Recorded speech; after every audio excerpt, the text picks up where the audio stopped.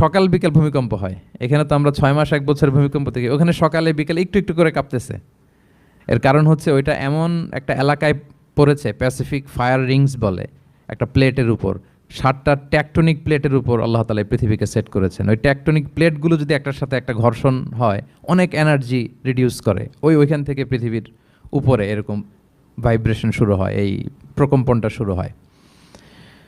তো জাপানের বিভিন্ন সময় আমরা বড় বড় ভূমিকম্পের কথা শুনেছি। ওদের কান্টো সিটি আছে একটা, অনেক বড় ভূমিকম্প হয়েছিল 1920 সালে, লাখখানেক লোক মারা গিয়েছে। আপনাদের সুনামির কথা মনে থাকবার কথা, সুনামির কথা মনে আছে? কত সালে? 2004 সালে।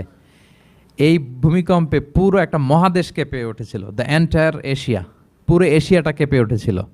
এটাকে আন্ডার সি মেগাথার্স্ট আর্থকোয়েক বলে। এত ভয়ঙ্কর ভূমিকম্প হয়েছে যে পুরো, মাঝে মাঝে ভূমিকম্পে তো 1টা 2টা দেশ আক্রান্ত হয়, এটা পুরো একটা মহাদেশ